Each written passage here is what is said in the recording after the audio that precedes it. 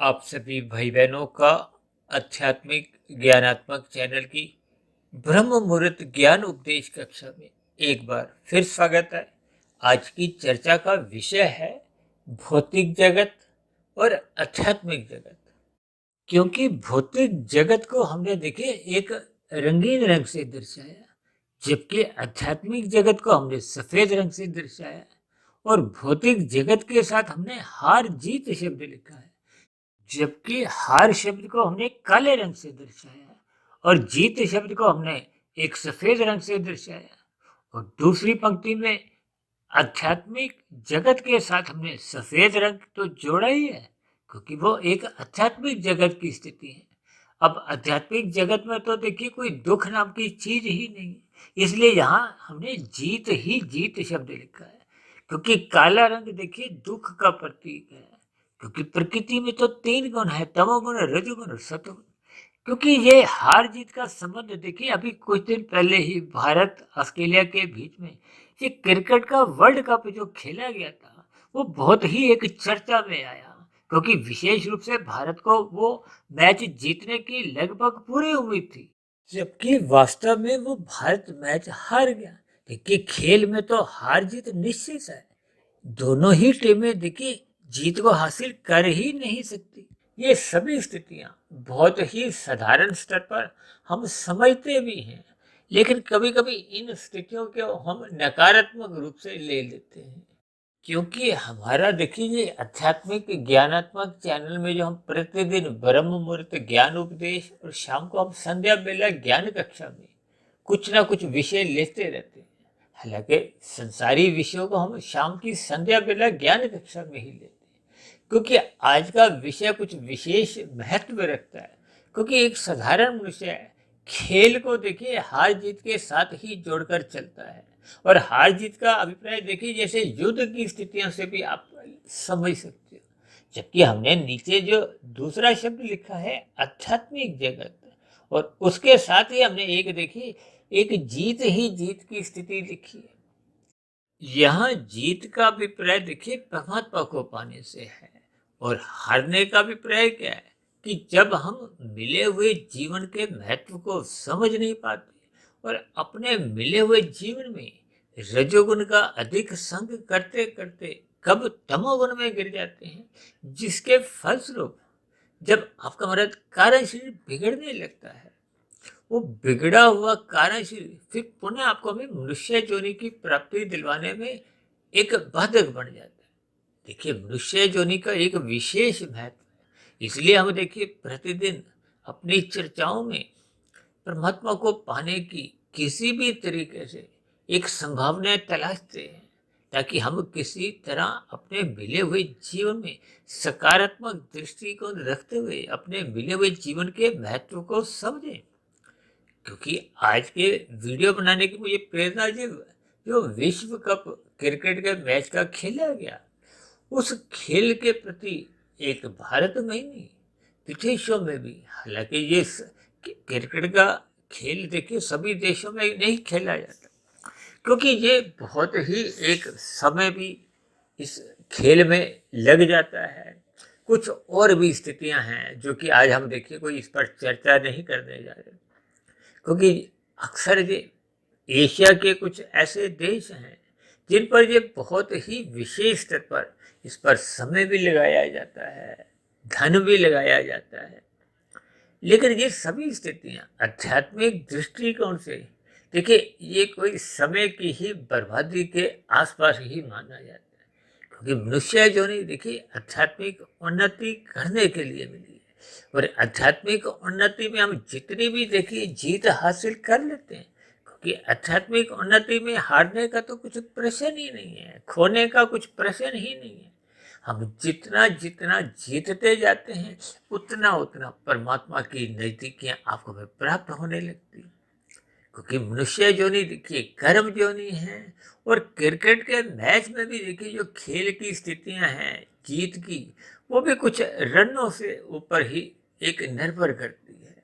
अब रन कहो कर्म कहो, देखिए मैं कभी कभी विषय को कुछ इस दिशा से मोड़ने का एक प्रयास करता हूँ, ताकि वीडियो को सुनते समय आपकी रुचि भी बनी रहे, लेकिन आपका ये जो एक रजोगुण के प्रति जो एक आसक्ति है, रुचि है, लगाव है, क्योंकि अक्सर हम तो देखिए रजोगुण को समय की बर्बादी से जोड़ते हैं, क्योंकि शास्त्र बार बार आपको मैं समझाते हैं रजोगुण के प्रति उदासीन रहो, जबकि सतोगुण की प्रशंसा करो, ताकि हम उस सतोगुण से जुड़ें। देखिए जब तक हम अपनी स्थिति सात्विक नहीं बनाते, तो परमात्मा तो देखिए विशुद्ध सतोगुण ही सत्य है। आपकी हमारी जो आत्मा है वो ज्ञान स्वरूप है। देखिए आत्मा और परमात्मा में सैद्धांतिक रूप से केवल इतना ही अंतर है कि आत्मा ज्ञान स्वरूप है और परमात्मा एक आनंद स्वरूप सत्य है। जब जब आत्मा परमात्मा के सम्मुख होती है, तो उसको उतने उतने अंश में आनंद की झलकों का बोध होता है। आनंद का अभिप्राय देखिए उस स्थिति विशेष से गिना जाता है जिस स्थिति में दुख का लेश मात्र भी नहीं होता, जबकि भौतिक जगत में ये द्वैत की स्थिति है। जैसे ये हार जीत लिखा है, गर्मी सर्दी दिन रात, अच्छाई बुराई। यहाँ अच्छाई का अभिप्राय देखिए पुण्य कर्मों से है, बुराई का अभिप्राय पाप कर्मों से है। अच्छाई का अभिप्राय देखिए विशेष रूप से सात्विक स्थिति से है, पुण्य कर्मों का अभिप्राय देखिए सात्विक स्थिति से लिया जाता है, धर्म से लिया जाता है। और ये जो निषेध स्थितियां हैं, क्योंकि शास्त्रों में विशेष रूप से देखिए वेद जो आपका हमारे मूल ज्ञान की एक ग्रंथ है, जिसको अपौरुषीय कहा जाता है, जिसको किसी ने भी देखिए लिखा नहीं है, ये सृष्टि के आरंभ में प्रकट होते हैं। उन वेदों के ज्ञान को ही देखिए मायातीत महापुरुषों ने एक सरल शब्दों में उपनिषदों का रूप दिया। उस उपनिषदों को भी और सरलीकरण करता हुआ उसको कुछ कथा कहानियों से जोड़ते हुए एक विभिन्न प्रकार के पुराण लिखे गए। और हम भी देखिए प्रतिदिन किसी ना किसी विषय को कुछ लेते हुए इस शास्त्रों की ही, चाहे वो वेदों की बात हो, उपनिषदों की हो, पुराण की हो, गीता की हो, कोई भी दर्शन शास्त्र हो, देखिए ये सब एक ही स्थिति है। चाहे आप देखिए किसी भी स्थिति से आप जुड़ो, क्योंकि हम भले ही ज्ञान स्वरूप एक आत्मा है, लेकिन आपका हमारा ज्ञान आवृत हो चुका है, ढक चुका है, कमजोर हो चुका है। अब ये सब की ही अलग अलग व्यक्तिगत स्थितियां हैं, क्योंकि ये कारण शरीर की स्थितियां हैं और सबके ही कारण शरीर देखिए अनादि काल से अलग अलग बन चुके हैं। यहाँ आप कारण शरीर को हो, संस्कारों की स्थितियां को हो, या स्वभाव की स्थितियां, ये सब एक ही बातें हैं। देखिए अक्सर हम अपनी चर्चाओं में बार बार समझाते रहते हैं कि प्रकृति के 3 गुणों में तमोगुण से 10 गुना अच्छा है रजोगुण है, रजोगुण से भी 10 गुना अच्छा सत्वगुण है। और इसी एक सूत्र को आगे बढ़ाते हुए सत्वगुण से भी 10 गुना अच्छा विशुद्ध सत्वगुण को जोड़ देते हैं। क्योंकि जब हम सत्वगुण कहते हैं तो इसका अभिप्राय होता है कि सत्वगुण की प्रधानता है, रजोगुण गौण स्थिति में है और तमोगुण अति गौण की स्थिति में। जब हम रजोगुण कहते हैं तो इसका अभिप्राय होता है रजोगुण प्रधान स्थिति में है, तमोगुण गौण स्थिति में है और सतोगुण अति गौण की स्थिति में। और इसी तरह जब हम तमोगुणी कहते हैं तो तमोगुण प्रधान स्थिति में होता है, रजोगुण गौण स्थिति में होता है, लेकिन सत्वगुण यह भी अति गौण की स्थिति में होता है। तो इसका अभिप्राय क्या है कि जब जब आपके हमारे जीवन में राजसी स्थिति हो या तामसी स्थिति हो, दोनों ही स्थितियों में गौण की स्थिति तो बदल जाती है, लेकिन सत्वगुण दोनों ही स्थितियों में अति गौण बना रहता है। जबकि दूसरी ओर तो शास्त्र बार बार कहते हैं सत्वगुण की प्रशंसा करो, रजोगुण के प्रति उदासीन रहो, और तमोगुण के लिए तो यहाँ तक कह दिया जाता है कि इसकी निंदा करो। देखिए यहाँ तमोगुण का अभिप्राय एक निषेध कर्मों से है, निंदनीय कर्मों से है। जैसे भागवत पुराण में आपने अक्सर सुना होगा ना, 5 तामसी स्थितियों को निषेध कहा गया है। वो 5 स्थितियां क्या है? दूत कीड़ा, मदपान, स्त्री संग, हिंसा और अनैतिक कार्यों से कमाया गया धन, अब दूध कीड़ा से ही मुझे देखिए एक महाभारत की स्थिति का तो आप सभी भाई बहनों को परिचय है ही है कि उसमें देखिए कुछ छल कपट ठगी के तरीकों द्वारा ही कुछ ऐसी विपरीत परिस्थितियों द्वारा कुछ राज्य हड़पने की स्थितियां थी। ठीक इसी तरह देखिए आजकल इन मैचों के ऊपर भी कुछ ऐसी ही स्थितियां कुछ एक सुनने में आती है। देखिए किसी भी तरह का जब जब कोई सट्टेबाजी या कुछ एक नकारात्मक स्थितियां सुनने में आती हैं जो कि आपके हमारे जीवन का कोई विकास नहीं करती। देखिए शास्त्रों में बार बार कहा गया है सत्वगुण की प्रशंसा करो, रजोगुण के प्रति उदासीन रहो। यानी कि रजोगुण की कहीं भी हमने निंदा नहीं करनी। अब रजोगुण को तो देखिए खेल तमाशे मनोरंजन से भी जोड़ा जाता है। इनकी भी देखिए कोई प्रत्यक्ष रूप से कोई निंदा नहीं है। कभी कभी हम देखिए जन्मदिन मनाने, शादी की सालगिरह के ऊपर भी कुछ ऐसे शब्द बोल देते हैं जिसमें वो लगभग एक साधारण मनुष्य उसको निंदा के रूप में लेता है। क्योंकि जब हम उम्र के पड़ाव में देखिए 60, 65, 70 वर्ष के आसपास पहुंच जाते हैं तो फिर ऐसी स्थिति विशेष में क्योंकि आपका हमारा सत्वगुण के प्रति एक सकारात्मक दृष्टिकोण जगता नहीं है। देखिए आपका हमारा मिला हुआ जीवन बहुत ही अनमोल है। इस अनमोल समय को आपको हमें यूं ही खेल तमाशे मौज मस्ती में गंवाने से बचना चाहिए। जैसे हम परीक्षा में बैठे हैं, 3 घंटे की परीक्षा है, तो वहाँ तो देखिए हम पहले घंटे में तो उतना एक सतर्क ना भी हो, दूसरे घंटे में हम थोड़ा और सतर्क हो जाते हैं, और तीसरे और अंतिम घंटे में और आधे घंटे की अंतिम स्थितियों में तो हम कितना ही सतर्क हो जाते हैं।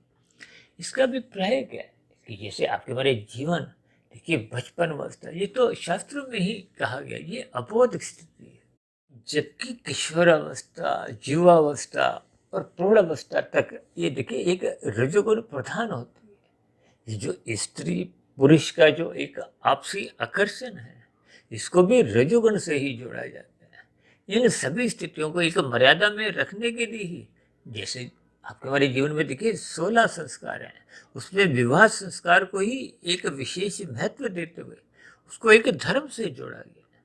देखिए ये जो 4 पुरुषार्थ धर्म अर्थ काम मोक्ष है, अक्सर हम तो अपनी चर्चाओं में देखिए मोक्ष को एक मंजिल समझते हैं। ये जो धर्म अर्थ काम ये मुख्य रूप से 3 पुरुषार्थ हैं, और ये जो धर्म प्रथम स्थान पर रखा गया है इसका अभिप्राय क्या है कि आपका हमारा अर्थ और काम ये एक धर्म की 4 दीवारी के भीतर में या धर्मानुसार ये एक मर्यादित रहना चाहिए।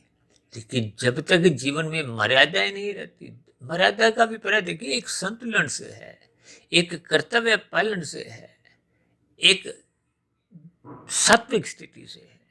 ये सभी स्थितियां जब मनुष्य में 100% बनी रहती है तो मनुष्य का जीवन बिगड़ता नहीं है। ये छीना झपटी की स्थिति, ये जो 5 स्थितियां जो अभी हमने बताई, धूत कीड़ा, मदपान, स्त्री संग, हिंसा और अनीतिगत कार्यों से कमाया गया धन, ये एक तामसिक स्थिति है, कलयुगी स्थिति है। इन स्थितियों का संग करने मात्र से मनुष्य कब कितने पाप कर्म करता जाता है, जिसके फलस्वरूप उसका कर्माशय बिगड़ता है। अब कर्माशय बिगड़ता है तो संस्कार भी बिगड़ते हैं। तो ये दोनों ही स्थितियां, यानी कि जब पुण्य कर्मों की न्यूनता रह जाती है, पाप कर्मों की अधिकता हो जाती है, तो पुनः मनुष्य योनि की प्राप्ति नहीं होती। तो ये पुनः मनुष्य योनि की जब प्राप्ति नहीं होती तो ये तो देखिए एक हार की स्थितियां हैं, और हार किसी भी रूप में ये अच्छी नहीं लगती। इसलिए तो हमने हार को देखिए एक काले रंग से दर्शाया। ये नीचे की जो 80 लाख प्रकार की तामसिक योनि है, ये कष्टमय योनि है, निंदनीय योनि है। इन सभी योनियों के जीवों को क्रमशः दुख भोगने पड़ते हैं, क्योंकि परमात्मा देखिए परम दयालु है। इसलिए परमात्मा ने मनुष्य से नीचे की योनियों को क्रमशः अचेत रखा हुआ है, जबकि आपको हमें सचेत इसीलिए रखा हुआ है ताकि हम अपने मिले हुए जीवन में आध्यात्मिक उन्नति के मार्ग पर निकलें। तभी तो ये जो हमने 2 शब्द लिखे हैं ना, जीत ही जीत, यानी कि हम सभी भाई बहन, अब जैसे आज देखिए लगभग 950 करोड़ के आसपास की मनुष्यों की संख्या है, तो यहाँ देखिए सभी के सभी मनुष्य भी इसी मिले हुए जीवन में मायातीत की स्थिति को पहुंच सकते हैं। देखिए परमात्मा ने जो जो स्थितियां शास्त्रों में समझाई गई हैं, उनका कहीं भी हम देखिए खंडन कर नहीं सकते।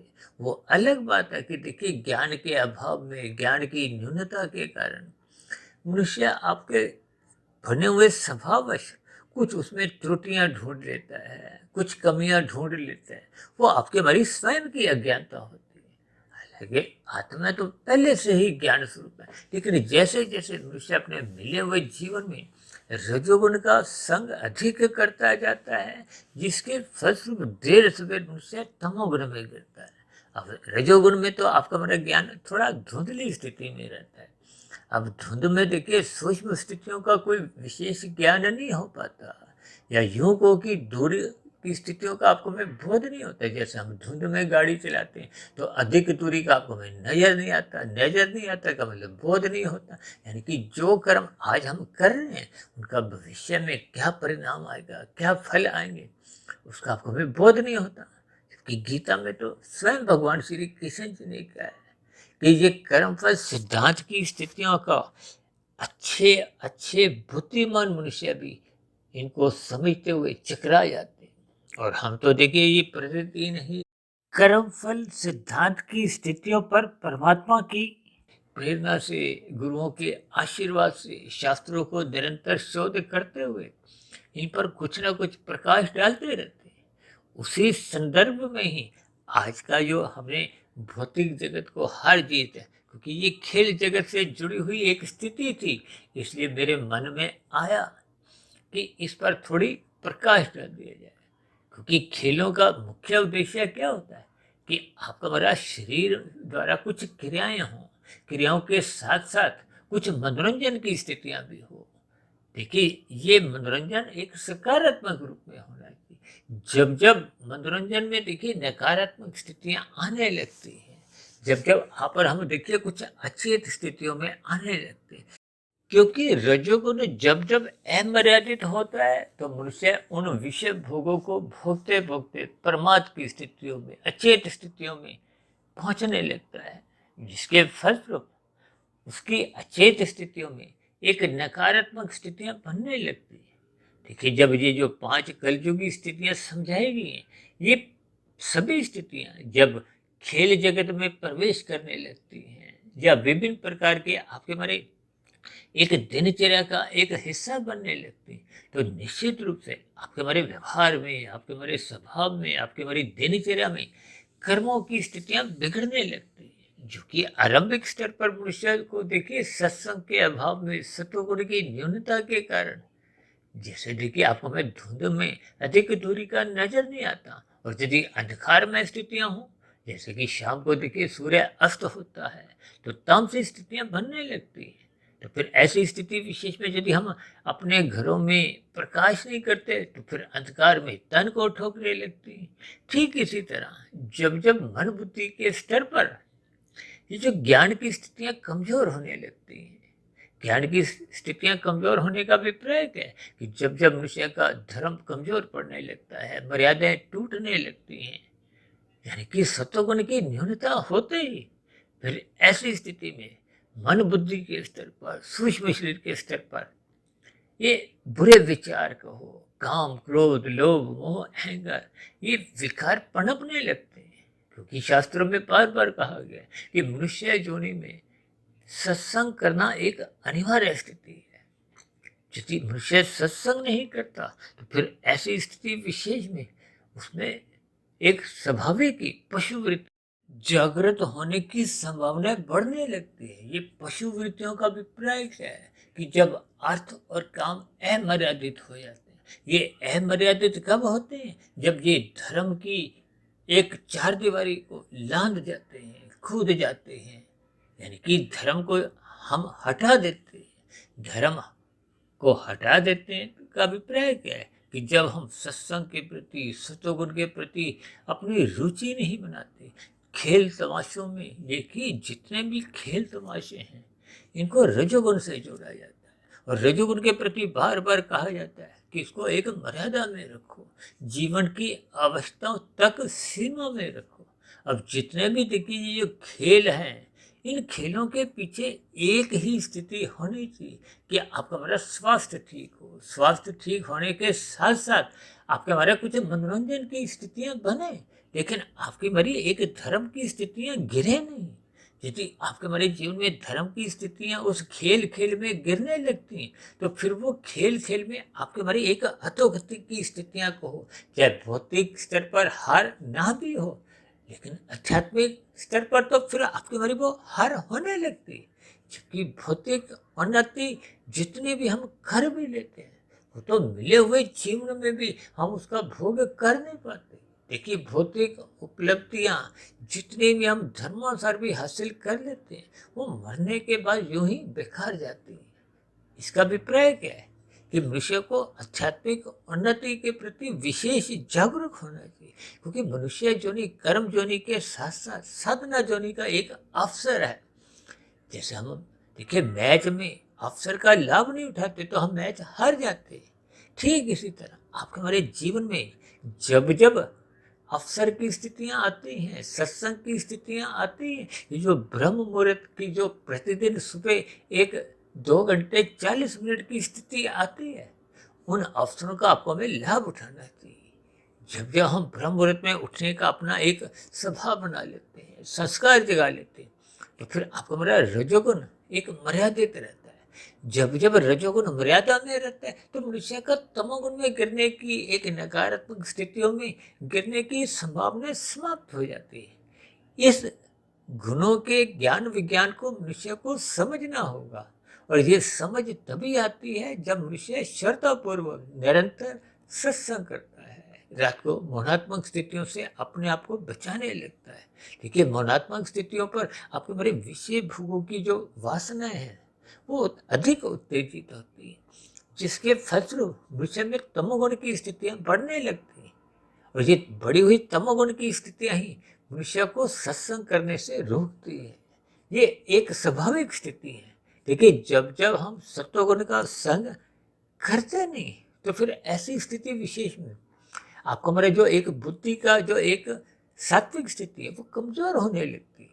देखिए जब सात्विक बुद्धि नहीं रहती, तो फिर उसका मन पे कोई नियंत्रण नहीं रहता, और मन तो सहज ही खेल तमाशों में मौज मस्ती में सहज ही उसका एक रुझान बना रहता है।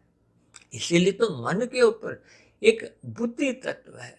बुद्धि सात्विक होगी तभी वो राशि मन पर नियंत्रण पा सकती है, और यदि बुद्धि सत्संग नहीं करती तो उसकी स्थिति स्वयं की भी सात्विक न रहते हुए राशि हो जाती है। अब राशि मन बुद्धि तो फिर खेल तमाशों में मौज मस्ती में संसारी विषय भोगों में ही रुचि लेते लेते कब वो तमोगुण में भी गिरने लगते हैं, क्योंकि जब जब देखिए धर्म की मर्यादाएं टूटने लगती हैं, छूटने लगती हैं, इंसानियत घटने लगती है, मानवता का पतन होने लगता है, ये सभी स्थितियां नैतिकता का ह्रास्य को हो, मानवता का ह्रास्य को हो, धर्म का ह्रास्य को हो, एक ही बात है।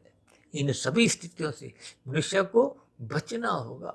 इसलिए मेरी आप सभी भाई बहनों से बेनती है कि मिले हुए जीवन का अधिक से अधिक लाभ उठाने के लिए सर्वप्रथम मनुष्य को निषेध कर्मों से बचना होगा, और निषेध कर्मों से बचने के लिए मनुष्य को अपना रजोगुण मर्यादित रखना होगा, अपनी दिनचर्या व्यवस्थित रखनी होगी, खेल तमाशों को एक सामान्य से अधिक महत्व देना नहीं चाहिए। इन सभी स्थितियों को आप हमें ज्ञानपूर्वक समझते हुए इन खेल की स्थितियों का भी एक नकारात्मक दृष्टिकोण से अपने आप को अलग करना होगा, ताकि हम सभी भाई बहनों की ज्ञान में स्थितियां बने, हम अपने मिले हुए जीवन का अवसर का लाभ उठाएं, ताकि आध्यात्मिक उन्नति की दिशा की ओर सहज ही बढ़ते जाए। देखिए अभी हमने बताया ना, हम सभी भाई बहन मनुष्य जोनि में जितनी अधिक आध्यात्मिक उन्नति कर लेते हैं, वो मरने के बाद भी सुरक्षित बनी रहती है। आपको में पुनः मनुष्य जोनि की प्राप्ति मिलती है, संस्कारी माता पिता मिलते हैं, गुरुजनों का संग मिलता है, जिसके फलस्वरूप हम आगे की आध्यात्मिक उन्नति करने में लग जाते हैं। जैसे क्रिकेट प्रेमी इस बात से भली भांति परिचित है कि जब जब देखिए ये जो 5 डेज का मैच होते हैं, अब एक दिन विशेष में जब मनुष्य नॉट आउट होकर जाता है तो अगले दिन उसी बने हुए रन संख्या पे वो आगे खेलता है। ठीक इसी तरह आपके हमारे जीवन में हम जितनी आध्यात्मिक उन्नति इस जन्म में कर लेते हैं, वो की गई आध्यात्मिक उन्नति आपको में पुनः अगले मनुष्य जोनि में पुनः से मिल जाती है। जैसे हम मैच में खेलते हुए अगले दिन जब खेलने आते हैं तो पहले के बनाए गए रन हमारे व्यक्तिगत खाते में आपको में फिर मिल जाते हैं। देखिए इन सभी स्थितियों के आपको में भावार्थ समझने होंगे ताकि हम अपने मिले हुए जीवन में ये जो हमने आध्यात्मिक जगत के साथ ही हमने जीत ही जीत शब्द लिखा है, इस जीत ही जीत को पाने का एक लक्ष्य बनाए, परमात्मा को पाने का एक लक्ष्य बनाए, क्योंकि परमात्मा एक आनंद स्वरूप सत्ता है। उस आनंद स्वरूप सत्ता से जुड़कर ही हम स्वयं आनंद स्वरूप हो सकते हैं। यानी कि हम जन्म मरण के बंधन से मुक्ति पाते हुए मोक्ष की स्थिति को हो, आध्यात्मिक शरीर की प्राप्ति कर एक लंबे काल के लिए आनंदमय जीवन गुजारते हैं। उस आनंदमय जीवन गुजारने को ही आप जीत ही जीत समझो। यानी कि हम सभी बुराइयों से बचते हुए अपने मिले हुए जीवन में एक सकारात्मक दृष्टिकोण रखते हुए सत्वगुण को अधिक से अधिक महत्व देना आरंभ करें, ताकि आपके हमारे जीवन में मनोरंजन की स्थितियां भी एक मर्यादा में रहें। हम खेल की बारीकियों को ध्यानपूर्वक समझें और खेल की स्थितियों में नकारात्मक दृष्टिकोण रखने से बचें। अन्यथा ये देखिए खेले गए जितने भी जो एक मैच होते हैं, इन पे फिर वो युद्ध स्तर पर ही कुछ स्थितियां बनते हुए एक मन की स्थितियां भी बिगड़ने लगती हैं। तो इन सभी नकारात्मक स्थितियों से बचने के लिए इन सभी स्थितियों को आपको मैं ज्ञानपूर्वक चिंतन करते हुए परमात्मा की सुमुखता बढ़ानी होगी। जैसे जैसे परमात्मा की सुमुखता बढ़ने लगती है तो फिर ये अज्ञानता की स्थितियाँ, हार जीत की जो एक नकारात्मक स्थिति है, फिर मनुष्य इन सभी स्थितियों के भावार्थ को समझते हुए अपने मिले हुए जीवन के लक्ष्य को पाने के लिए ही सदा एक प्रेरित रहता है, सावधान रहता है, सतर्क रहता है। तो ऐसी सभी शुभ स्थितियां हम सभी भाई बहनों के जीवन में भी बनना आरंभ हो, ताकि हम सभी भाई बहनों का मिला हुआ जीवन सफल हो, सार्थक हो। इन्हीं शुभकामनाओं के साथ आज की चर्चा विशेष को अब हम यहीं विश्राम देते हैं। शाम को फिर मिलते हैं संध्या बेला ज्ञान कक्षा में। तब तक आप अपने आध्यात्मिक मित्र सुधीर भाटिया फकीर को इजाजत दें। फिर भी वीडियो संबंधित आपके मन में कोई प्रश्न उठ रहा हो, कोई मेरी ही कही गई बातें आपको आधी अधूरी तर्क संगत सही नहीं लगती हो, तो वीडियो संबंधित आपके प्रश्नों का, आपके सुझावों का और आपकी सभी शिकायतों का नीचे दिए गए कमेंट्स बॉक्स पर सदा ही स्वागत है। और यदि मेरी कही गई बातों पर आपको किसी प्रकार का कोई बुरा लगा हो तो उसके लिए मैं क्षमा चाहता हूँ। लेकिन इन सभी स्थितियों पर इनके जैसे जैसे आप गहरे तल पर भावार्थ समझते जाओगे तो आपको भी अपने मिले हुए जीवन में जीत का लक्ष्य सहज ही बनने लगेगा और उस दिशा की ओर आपका हमारा जीवन सहज ही चलने लगेगा। तो अब चर्चा विशेष को यही विश्राम देते हैं। आप सभी भाई बहनों का इस चर्चा विशेष को ध्यानपूर्वक, धैर्यपूर्वक समझने के लिए, सुनने के लिए बहुत बहुत धन्यवाद।